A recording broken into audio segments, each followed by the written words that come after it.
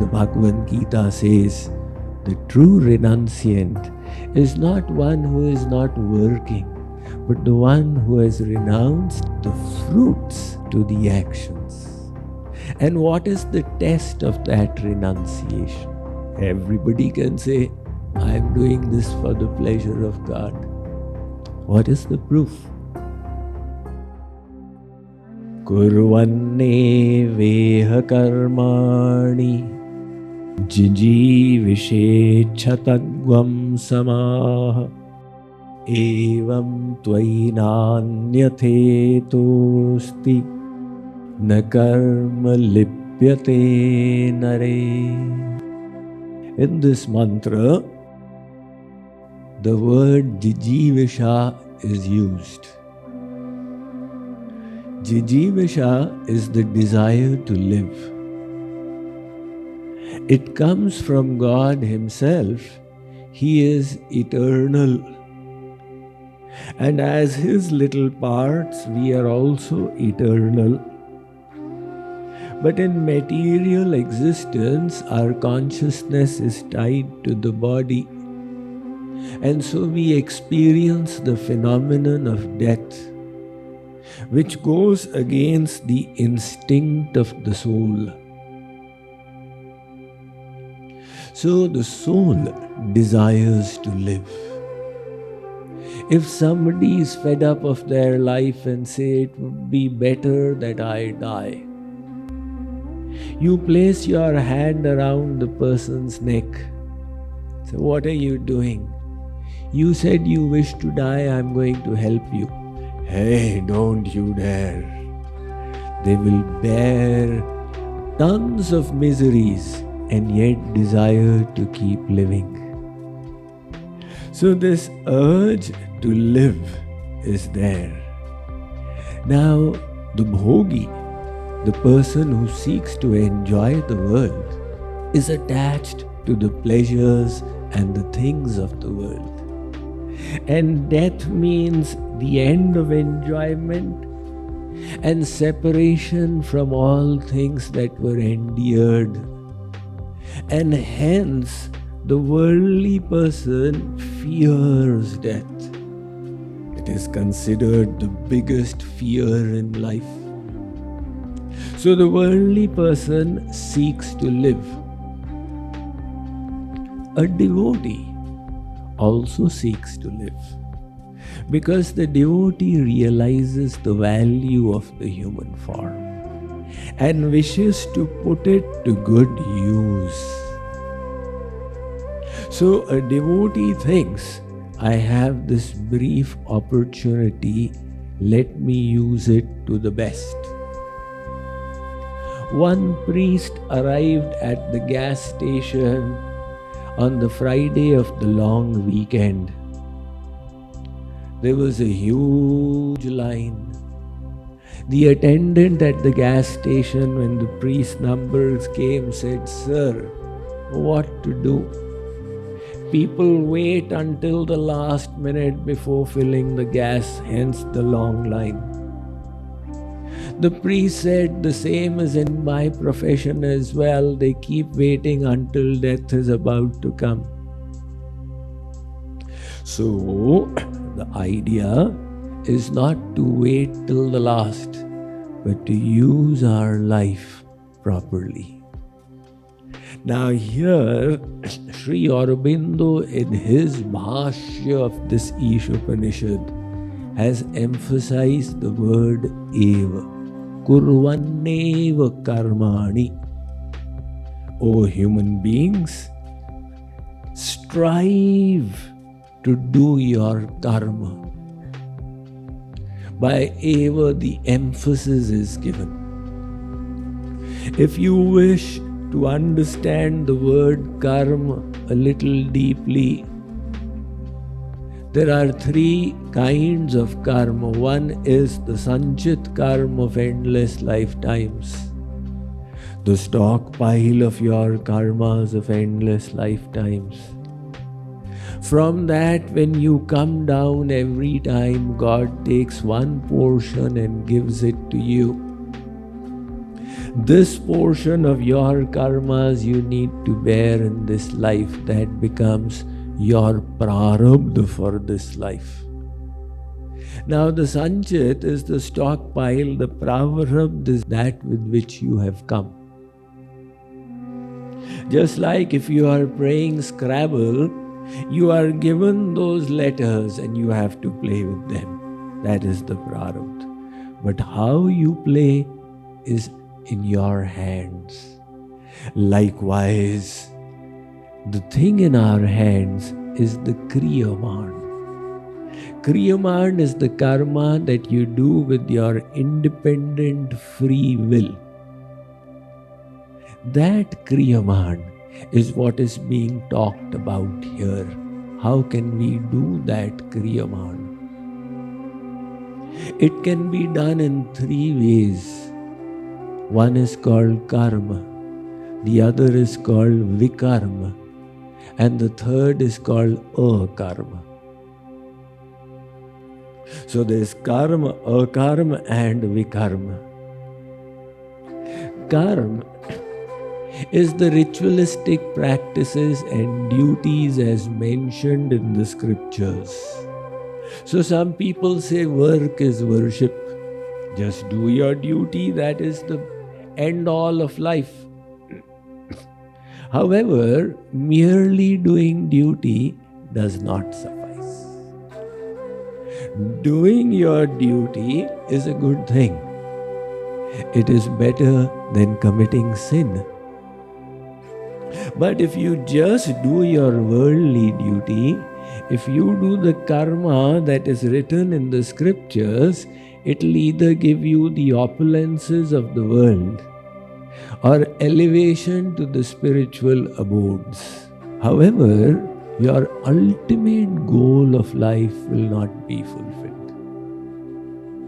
So the second option then is vikarma. Vikarma is not an option. This is sin.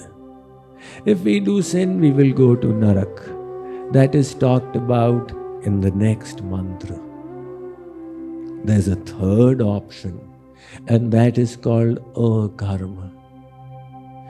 Akarma is something where you are doing karma and yet not entangled in the results. Sri Krishna has said in the Gita, karmanya karmaya pashyed akarmani cha karmaya. So buddhiman manusheshu sayukta kritsna karma krit. Arjun, one who can see karma in akarma and akarma in karma truly sees. It's a very confusing statement. Can you see karma in akarma and akarma in karma? One person is sitting and doing nothing. God says, even this is a karma. Your mind is full of attachments. Your mind is full of hankerings. Just sitting and doing is not a karma. You will be entangled in consequences. On the other hand, somebody else is doing everything. And yet God says he is doing nothing. Why? Because he has no attachment to the results. That person is doing it merely as a form of duty, as a service to the Lord, for the pleasure of the Lord. When you do something for a higher purpose, even in the world, you become absolved. Just like there is a law of the land. If you hurt somebody, it's a sin. If you kill, take life, it's a terrible sin. One could even be hanged for it. Now here is one man who has killed another, and he is brought to court. The judge says, you killed him? Yes, Your Honor, I killed him. Then you should be hanged. I cannot be hanged. Why? I was just following the general's orders. I am a soldier in the army. The general asked me to kill that person there. I followed the orders. If there's anything wrong with the order, you settle it with the general. I am not responsible for it. So even in the world, that person remains untouched by consequences. This is the Akarma of the Bhagavad Gita and the Isha Upanishad. Sri Krishna says, Arjun, you do everything as an offering without attachment to results. And likewise, this mantra is saying, you do your works with the right attitude. And what is the right attitude? It was explained in the previous mantra. The whole world belongs to God. It is all for His pleasure. One person discovered that his telephone bill had gone so high, the landline in his home. He asked his wife that, have you been overusing the phone? She said, no, whenever I need to make a lot of phone calls, I use the office phone. I call from the office. She asked the husband. He said, I also make my phone calls from the office. They asked the daughter. She said, no, I use the office phone. The suspicion then went on the maid. The maid used to come. She has been not only using but overusing our phone. They asked the maid, you have been using the phone? She said, I've also been using my office phone.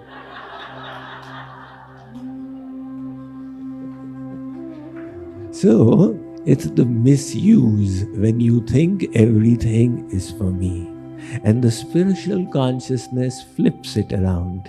Everything is His. And it is for His pleasure. So when you start doing karmas with that mindset, that is called akarma. Doing nothing while doing everything. In fact, the example of Arjun, he was in a battle, and at the end of the battle, Sri Krishna said Arjun did nothing. And why not?